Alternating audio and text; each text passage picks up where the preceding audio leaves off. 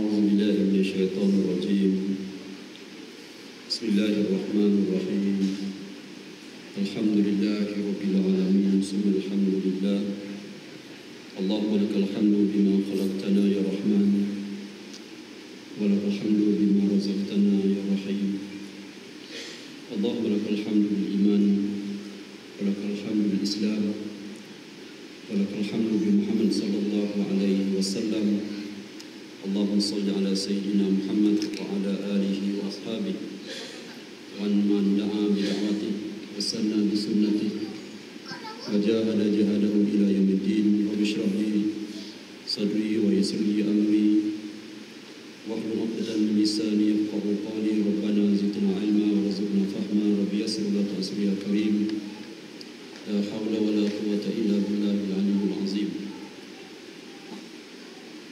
Tuan-tuan, tuan-tuan yang dirahmati Allah Subhanahu wa taala. Alhamdulillah, insya-Allah pada malam ini kita sambung perbincangan kitab yang telah disusun oleh Imam Allamah Dr. Yusuf Al-Qaradawi, iaitu bertajuk Fiqhul Jihad. Kitab yang membicarakan berkenaan dengan jihad di jalan Allah Subhanahu wa taala. Muslimin muslimat yang dirahmati Allah, sesungguhnya Syekh Qaradawi dia telah membincangkan kepada kita berkenaan dengan sebab-sebab berlakunya peperangan ataupun pergaduhan sesama negara Islam. Dia telah memberikan kepada kita ada 4 perkara. Pertamanya ialah yang disebutkan dulu dengan sebab kenapa. Yang pertamanya dengan sebab fanatisme, asabiyah. Yang keduanya disebabkan kerana merebut wilayah. Yang ketiganya dengan sebab hendakan kekuasaan. Yang keempatnya dengan sebab peperangan mazhab. Dan kita dah bincang perkara pertama, kedua dan ketiga. InsyaAllah pada malam ni kita lihat sedikit hadis baginda sallallahu alaihi wasallam berkenaan dengan nasihat baginda berkenaan dengan kuasa. Kerana Syekh Qaradawi dia letakkan bahawa di antara sebab benda yang menyebabkan berlakunya pergaduhan ataupun peperangan sesama Islam ni, di antaranya ialah kerana hendakkan kuasa. Tuan-tuan muslimin muslimat, sesungguhnya di antara nikmat yang paling besar di dunia ni ialah nikmat kita dapat kuasa. Nikmat besar. Sebab orang ada kuasa ni dia boleh buat pahala banyak. Orang ada kuasa, dia boleh buat pahala banyak. Dia berpeluang untuk membuat pahala. Contohnya ialah kita kalau masa bujang, semasa kita bujang, pahala kita kurang. Sebab tidak ada sesiapa bawah kita. Bila kita ada isteri bawah kita, kita lakukan kebaikan, isteri kita pun lakukan kebaikan, kita dapat pahala. Kemudian kita dapat anak, kita didik anak itu lakukan kebaikan, kita dapat pahala. Itu kalau dalam rumah tangga. Maka apatah lagi sekiranya sebagai penguasa yang besar, yang menguasai negeri, yang menguasai negara, yang memegang peranan khalifah, maka sesungguhnya kekuasaan itu memang satu nikmat. Kerana dengan kuasa itu, tuan-tuan, kita boleh dapat buat pahala banyak. Orang ada kuasa ni, dia akan boleh buat pahala yang tak boleh dilakukan oleh orang yang tak ada kuasa. Jadi kerana itu, kalau kita lihat di antara sebab yang berlakunya pertempuran, pergaduhan sesama Islam ni ialah di antara sebabnya ialah merebut kuasa. Dan di kalangan sahabat juga ada yang minta kuasa pada Rasulullah. Adakah sahabat itu tamak kepada kuasa tersebut? Tidak. Tetapi kerana nakkan pahala itu. Nakkan pahala. Kita kerana nakkan pahala. Kalau kita lihat Syekh Qaradawi, dia bincang. Bila dah kata kat kita, dia kata memang kuasa ni menyebabkan manusia berperang. Kerana itu kata Syekh Qaradawi, dia bawakan pada kita beberapa hadis Rasul sallallahu alaihi wasallam, nasihat Rasulullah kepada kita berkenaan dengan kuasa. Kuasa ni tuan-tuan ialah bukan kuasa macam kuasa jadi imam, tapi kuasa ni ada dua. Wilayatul uzma, wilayah sughra. Wilayah yang besar, penguasa kepada wilayah besar khalifah. Ada yang kecil itu sebagai gubernur-gubernur pada daerah ataupun kawasan-kawasan tertentu. Itu dimaksud kat sini. Jadi di antaranya di sana ada hadis baginda sallallahu alaihi wasallam yang menasihatkan orang Islam supaya berhati-hati dengan al-imarah, kekuasaan. Al-imarah, kekuasaan. Kita sebut dulu di sana ada 4 hadis yang dibuatkan oleh Syekh Yusuf Qaradawi. Syekh Qaradawi dibuatkan 4 hadis. Sedangkan di sana kalau kita buka kitab Sahih Bukhari, Sahih Muslim dan kitab Targhib wa Tarhib, kita lihat di sana memang ada tajuk khas, dikatakan tajuk al-imarah, tajuk kuasa, kekuasaan. Di sini dibuatkan hadis yang pertama, kita sebut dulu hadis yang dibuatkan daripada hadis Abdurrahman bin Samrah. Hadis Abdurrahman bin Samrah. Hadis Abdurrahman bin Samrah ialah nasihat berkenaan dengan supaya jangan mengebut kuasa. Hadis Abdurrahman bin Samrah, kata baginda sallallahu alaihi wasallam, la tas'alil imarah. Kamu jangan minta-minta untuk menjadi penguasa. Fa innaka, sesungguhnya engkau, in uqtitaha an ghairi mas'alati wa inta 'alaiha. Sesungguhnya dia kata kuasa ni kalau engkau diberi dengan sebab tidak diminta-minta, maka engkau akan ditolong. Kalau engkau dapat kuasa ni bukan dengan sebab engkau minta-minta, bukan dengan sebab engkau melakukan apa ni tipu daya, maka engkau akan ditolong. Akan ramai orang tolong dia.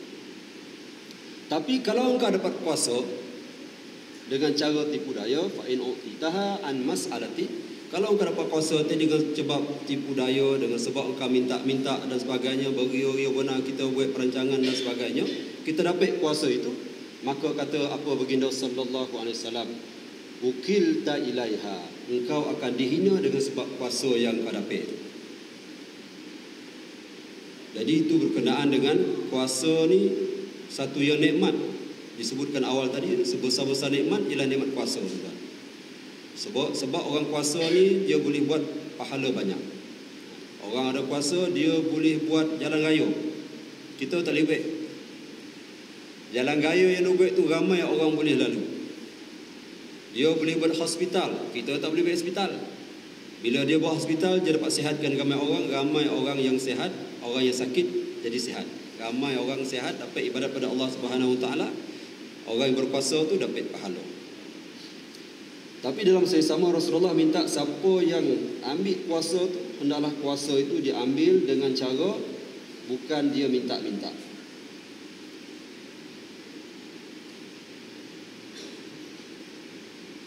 Kalau di Amerika Syarikat, orang Amerika bagus berpolitik.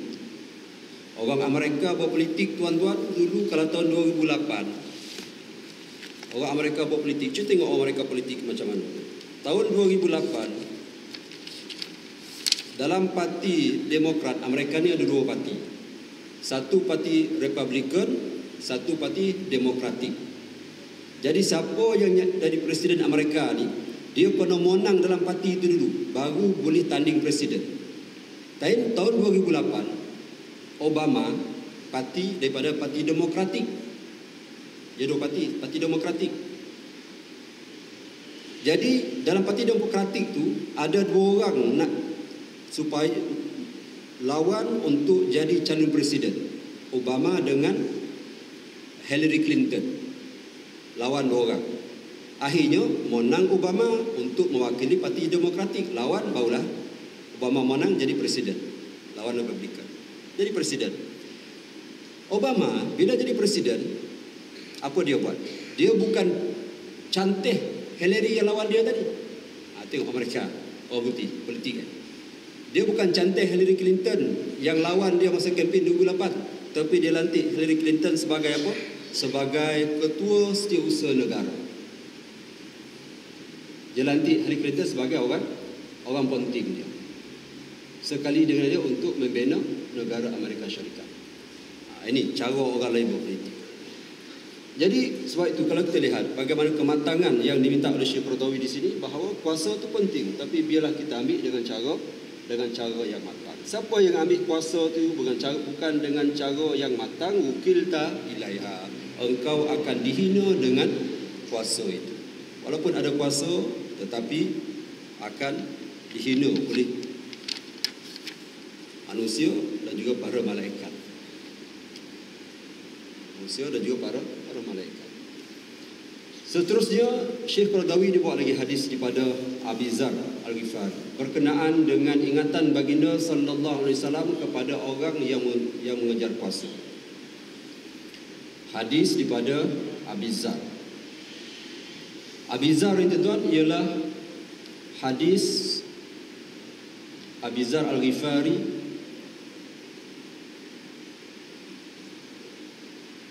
di mana Abi Zar Al-Ghifari minta pada baginda sallallahu alaihi wasallam, dia kata, ala tasta'miluni, wahai Rasulullah, kenapa kau tak lantik aku ni jadi gamnor ke mana-mana daerah. Abu Zar itu tuan seorang sahabat yang hebat. Hebatnya Abu Zar Al-Ghifari ini sehingga orang lain tak boleh ikut kehebatannya, kezuhudannya. Pada zaman Khalifah Uthman Ibn Affan, Abu Zar Al-Ghifari telah dihantar ke Syam. Masa itu Muawiyah bin Abi Sufyan menjadi gubernur di Syam. Bila berada di Syam, Abu Zar Al-Ghifari melihat kehidupan pembesar-pembesar di Syam itu berada dalam keadaan yang mewah. Lalu Abu Zar melakukan satu gerakan yang menentang kehidupan yang bermewah-mewah. Maka Muawiyah bin Abi Sufyan menulis surat kepada Khalifah di Madinah. Lalu Khalifah panggil Abu Zar dengan memberikan statement bahawa pandangan Abu Zar menyebabkan berlaku perpecahan di kalangan masyarakat Syam pada masa itu. Maka Abu Zar telah dipanggil balik oleh Khalifah Uthman bin Affan. Bila panggil balik, maka Abu Zar Al-Ghifari telah diasingkan di satu daerah untuk mengelakkan fitnah daripada pandangan dia yang berbeza dengan penguasa pada masa itu. Sehingga Rasulullah menyatakan bahawa Abu Zar ni dia datang seorang diri dan juga dia akan mati seorang diri. Memang Abu Zar kan, kisah Abu Zar yang jumpa Rasulullah dan sebagainya. Jadi Abu Zar ni di antara sahabat baginda sallallahu alaihi wasallam yang pernah dikatakan oleh Rasulullah, dia kata, innaka dha'ifun wa indaha amanah. Dia kata, wahai Rasulullah, ala tasta'miluni, wahai Rasulullah, kenapa engkau tak lantik aku ni jadi penguasa, bagi aku di jawatan. Kemudian kemudian apa baginda buat? Fadaraba biyadihi ala mankibah. Baginda sallallahu alaihi wasallam, ataupun dikatakan ala mankibi, baginda sallallahu alaihi wasallam pun memukul tangannya kepada bahu aku. Maka kata baginda sallallahu alaihi wasallam, ya Abu Zar innaka dha'ifun, wahai Abu Zar, kau ni lemah. Jadi lemah sahabat itu tuan bukan lemah kerana dia tak mampu, tetapi kerana pandangan Abu Zar itu tidak akan dapat diikuti oleh orang lain. Muawiyah tak dapat ikut. Sehingga zaman Uthman, Sayyidina Uthman bin Affan terpaksa mengasingkan Abu Zar di satu tempat yang bernama Rabazah. Asingkan kat situ. Dia asingkan di situ kerana pandangannya, dan orang Kufah pernah datang jumpa Abu Zar. Kempen, dia kata, Abu Zar, nasibkah dah macam ni, lebih baik kita angkat senjata memerangi Uthman bin Affan. Tapi Abu Zar tak ada. Ini sahabat. Walaupun dia diasingkan, tapi demi menjaga kelangsungan negara Madinah masa itu, Abu Zar tidak mengangkat senjata, walaupun pandangannya cukup jauh berbeza dengan kehidupan gubernur yang berada di sebelah negara Syam, khususnya Muawiyah bin Abi Sufyan. Jadi Uthman bin Affan asingkan Abu Zar Al-Ghifari demi semata-mata untuk menjaga kebaikan umat masa itu, kerana pandangan Abu Zar tak ramai orang boleh ikut. Mungkin ini dikatakan oleh baginda sallallahu alaihi wasallam, wallahu alam, innaka dha'ifun. Lemah Abu Zar tu tuan bukan lemah dia tak mampu, tapi kerana pandangan dia itu orang tak mampu ikut. Macam tu. Pandangan itu orang tak mampu ikut. Wa indaha amanah, sesungguhnya Kuasa itu adalah amanah. Kuasa adalah amanah.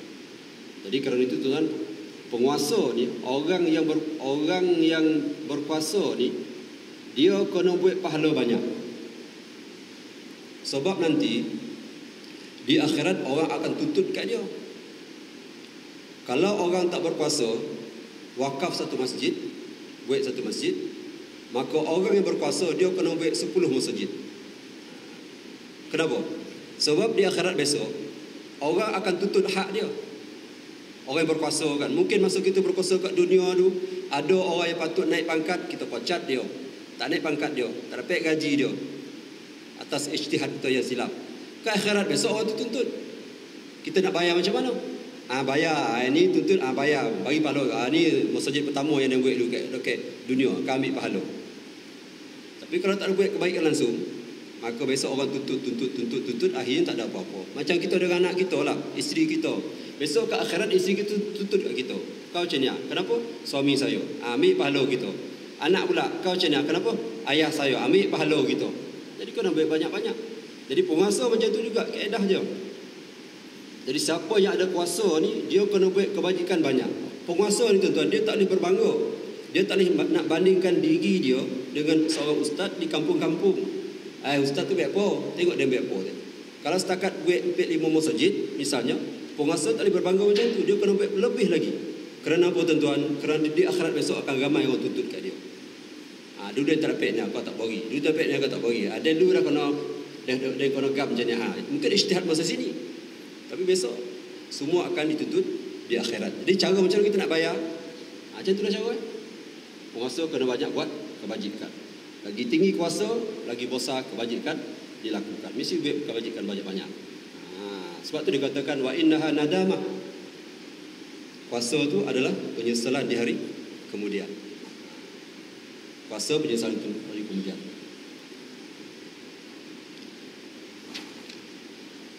Wa innaha amanah. Kuasa adalah amanah. Wa innaha yaumal qiyamah khizyun wa nadamah. Kuasa ni hari kiamat, satu yang menyedihkan dan sesal. Sebab semua tuntut. Kalau 1 juta rakyat kita, 1 juta dah tuntut. Kalau 2 juta, 2 juta tuntut. Sebab tu memang kita kena buat. Ayah macam tu juga. Kita sebagai ayah, tuan-tuan sebagai ayah, kena buat.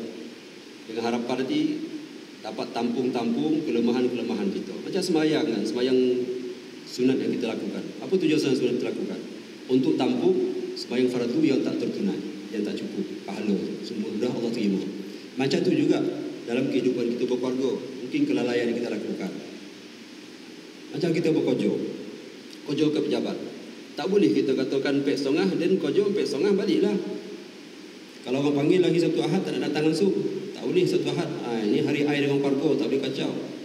Kalau bos dia pun hari cuti kan langsung tak nak angket. Tak boleh, dia tak nak angket dah. Ini kerja pejabat, hari ini cuti dia. Tak bolehlah macam tu. Sebab masa kita kerja pejabat tadi, ada masa-masa keadaan di mana kita pergi minum teh. Kita pergi berbuat dengan kawan, kita rolak-rolak. Gantilah dengan cara yang macam tu. Cover balik. Maka begitulah hukum-hukum yang lain. Itu dalam keadaan yang kecil. Jadi sebab itu kata di sini wa innaha yaumal qiyamah khizyun wa nadamah. Wallahu a'lam tuan. Mungkin kerana itu kalau kita lihat kenapa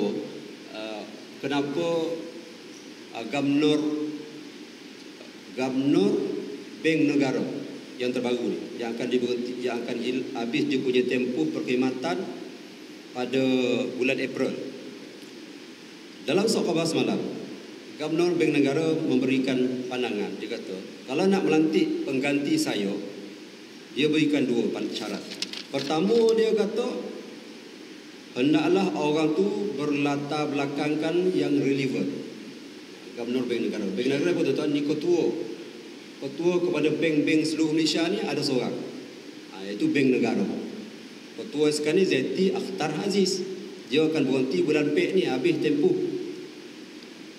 Dia cadangkan, bila orang tanya dia, siapa bakal pengganti yang kamu cadangkan? Maka dia kata, saya mohon supaya dilantik. Pertama, dia kata orang yang relevan. Yang kedua, dia kata bukan di kalangan orang politik. Bukan di kalangan orang politik. Jadi, Gubernur Bank Negara. Ada pembangkang ataupun kerajaan. Apa tujuan tuan-tuan? Sebab Kalau kita lihat memang politik tu banyak kebaikannya. Dalam masa sama, wa innaha yaumal qiyamah khizyun wa nadamah.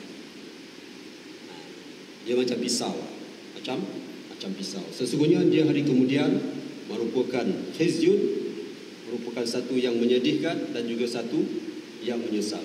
Sebab itu Rasulullah kata kepada Abu Zar, illa man akhazaha bihaqqiha, melainkan siapa yang dapat kuasa tadi dengan yang haknya, yang dapat kuasa dengan yang haknya. Wa addal ladzi alaihi fiha, dapat kuasa dengan haknya. Dia dapat kuasa tu memang dia layak untuk mendapat kuasa tersebut.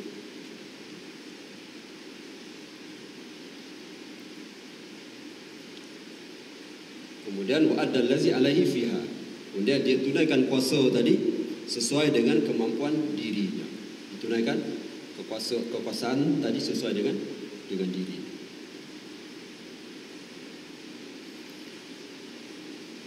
Hadis Abu Zar Al-Ghifari, seorang sahabat Rasulullah SAW. Jadi Abu Zar ni disebutkan tadi memang pernah dihantar ke Syam dan dipanggil balik di Madinah. Dan dia meninggal seorang diri. Kalau kita lihat bagaimana dia telah disembahyangkan oleh Abdullah bin Mas'ud. Abdullah bin Mas'ud bila sampai di tepi jalan, dia diberitahu bahawa ada jenazah. Tengok jenazah Abu Zar dalam perjalanan pergi menunaikan haji. Ada riwayat kata nak pergi haji, ada kata nak balik daripada haji. Yang penting Abdullah bin Mas'ud sembahyangkan dia. Bila sembahyangkan Abu Zar, Abdullah bin Mas'ud menangis.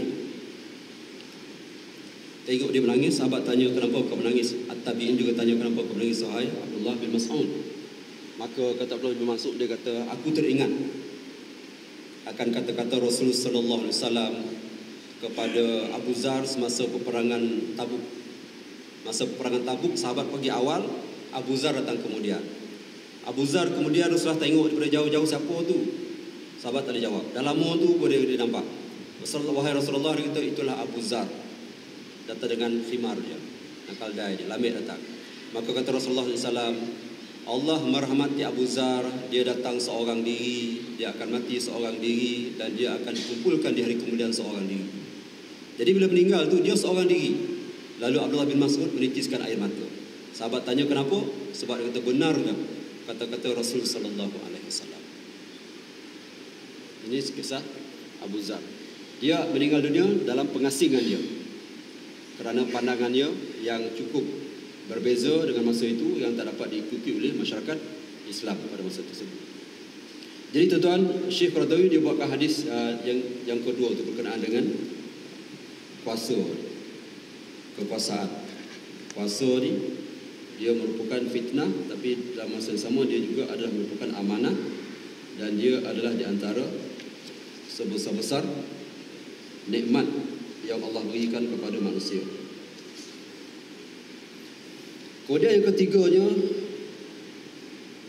Syekh Qaradawi dia buat juga hadis yang ketiga. Dia nasihatkan kepada kita berkenaan orang Islam yang merebut kuasa. Orang Islam yang merebut kuasa. Hadis daripada Auf bin Malik. Qala anna Rasulullah SAW qala in syi'tum an ba'tukum 'anil imarah wa ma hiya. Kata Rasulullah, kalau kau nak, dia kata, aku nak beritahu kamu ni tentang kekuasaan. Apa dia? Jadi bila dengar kuasa ni orang nak lah kan. Jadi bila dengar macam tu, maka fanadaitu bi'ala sauti. Jadi Auf bin Malik ni dia kata, dia dulu sebut dengan suara yang tinggi. Fanadaitu bi'ala sauti. Maka dia kata, aku pun menyeru ataupun aku pun menyaut dengan suara tinggi aku, dengan ketinggian suara aku. Dia kata, wa ma hiya ya Rasulullah? Apa dia wahai Rasulullah? Yalah, ingat mungkin Rasulullah nak bagikan dia wilayah mana-mana sebagai kan. Kata, nak tak aku ceritakan ni tentang kamu ni, tentang kuasa? Nak tak dia? Dia kata, wahai Rasulullah, apa dia? Fanadaitu bi'ala sauti. Maksudnya sahabat ni dulu menyaut. Jadi nak katanya tuan-tuan, sahabat ni kejar kuasa bukan sebab dia tamak ke? Saya nak ulang balik. Sahabat kejar kuasa bukan tamak, tapi kerana kuasa tu boleh buat pahala pahala banyak. Beza tak kita? Wallahu alam. Tahulah tanyalah orang yang ada kuasa. Tanyalah orang yang berkuasa tu macam mana. Sahabat kerja kuasa, kerana kuasa kita boleh buat pahala banyak. Tanyalah orang yang ada kuasa. Kau ada kuasa ni sebab apa? Nak buat pahala banyak kau? Nak buat duit banyak? Allah alam, tanyalah manusia. Kita harap yang pertama tu lah.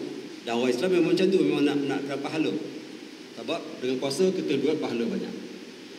Orang ada kuasa, tuan-tuan, dia akan boleh buat benda yang tak boleh dibuat oleh orang alim. Orang alim tak baca kitab ya. Subik jalan kan? Tak pek dia dah. Tak dapat. Biar saja. Tak pek. Tapi dapat dibuat oleh orang yang ada kuasa. Nak pergi sekolah. Bolehlah pergi sebuah dua sekolah. Itu pun sumbangan orang ramai. Untuk guru pergi sekolah kan.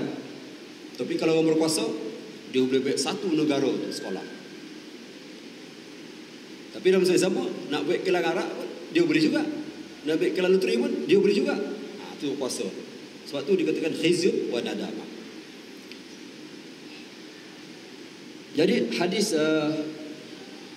Auf bin Malik ini, in syi'tum ambatukum 'anil imarah wa ma hiya. Kalau kau nak, kata Rasulullah, aku nak cerita ke kau ni tentang kuasa. Apa dia kuasa ni? Fa nadaitu bi 'ali sauti, aku pun bangkitlah, aku bangunlah dengan suara aku yang tinggi. Wa ma hiya ya Rasulullah. Itu. Apa benda dia? Kuasa tu. Tengok sahabat tuan-tuan. Dia kata, apa dia kata? Awwaluha malama. Kuasa tu permulaannya ialah celaan. Wasaniyaha nadama. Yang keduanya ialah, tangga keduanya ialah penyesalan. Wasalisuha azabu yaumul qiyamah. Yang ketiganya ialah, tangga ketiganya ialah azab pada hari kemudian. Kuasa. Tapi Rasulullah, lepas tu Rasulullah angkat balik, illa man adal, melainkan siapa yang adil. Kalau dengar satu awaluha malamah, wasaniyaha nadamah, wasalisuha azab yaumul qiyamah, kita rasa macam buruk benar orang ada kuasa ni. Tidak. Tapi illa man adal, melainkan orang yang adil. Jadi penguasa kalau dia adil, maka dia akan gembira dari kiamat. Benda yang kita tak dapat, esok kita melopong je tengok. Rugi dan tak dapat kuasa. Kalau dapat pahala macam dia. Sebab orang berkuasa ni pahala ni banyak. Memang di antara orang yang paling banyak pahala ialah orang berkuasa. Kita nampak macam orang alim, orang banyak ibadat, kuasa banyak pahala. Tapi orang berkuasa tuan-tuan, pahala dia cukup banyak. Banyak pahala dia. Bawa gombik-gombik pahala dia. Kemudian Rasulullah kata, wa kaifa ya'dil ma'a qaribah. Maka kata Rasulullah, macam mana kau nak melakukan adil dengan kaum kerabat? Jadi lepas tu Rasulullah bagi angkit, lepas tu Rasulullah smash balik. Kau nak melakukan adil dengan kaum kerabat macam mana? Sebab kadang-kadang bila kita ada kuasa tuan-tuan, dengan kaum kerabat ni kita malu alam. Ataupun kadang-kadang kita terpaksa bergalah dengan kaum kerabat. Ini peringatan.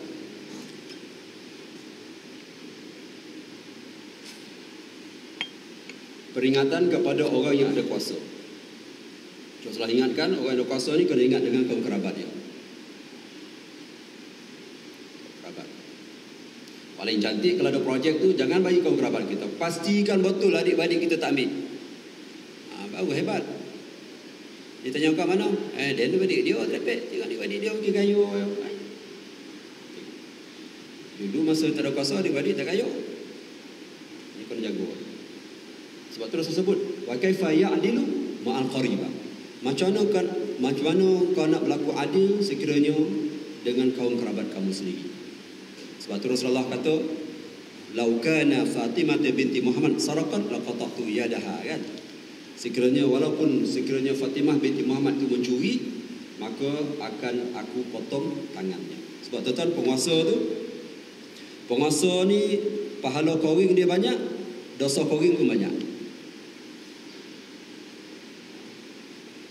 Dosa kawing ni adalah dosa kita tak perasan. Dosa ni ada dosa kita perasan. Dosa yang kena hudud di cerita lain. Jadi sebab itu penguasa ni akan dapat ganjaran yang besar daripada Allah Subhanahu wa ta'ala.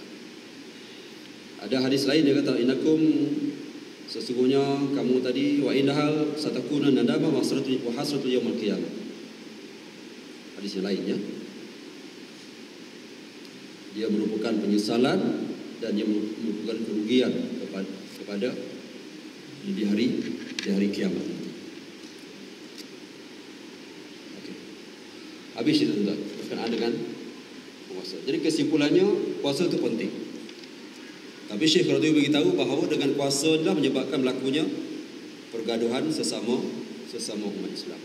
Sekarang ni Syekh Radhi bincang, kalau berlaku peperangan sama orang Islam, apa nak buat? Berlaku pergaduhan sesama orang Islam, apa nak buat?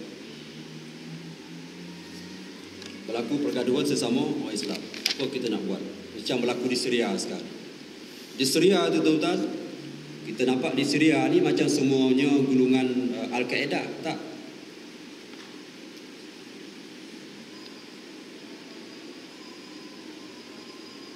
Kita nampak semuanya Al-Qaeda, tapi tidak. Dia ada bermacam-macam kumpulan. Jadi tuan kesimpulannya bahawa puasa tadi satu yang penting, dan orang yang ada puasa dia kena pastikan betul bahawa puasa yang digunakan itu dengan sebaik mungkin. Dan sahabat nakkan puasa itu bukan sebab tamak kepada kekuasaan, tetapi nakkan rebut peluang untuk melakukan kebaikan. Dan di dunia ini orang yang paling mudah buat pahala ialah orang yang ada kuasa. Mudah-mudahan kita berikan kebaikan pada penguasa-penguasa kita, berikan kebaikan kepada muslim-musliman dan kepada segala pemimpin orang Islam di Indonesia dan seluruh dunia, diberikan kebaikan mereka untuk sama memberikan kebaikan kepada orang Islam. Wallahu a'lam. Aku qul hadza, astaghfirullahalazim wa lakum. Assalamualaikum warahmatullahi taala.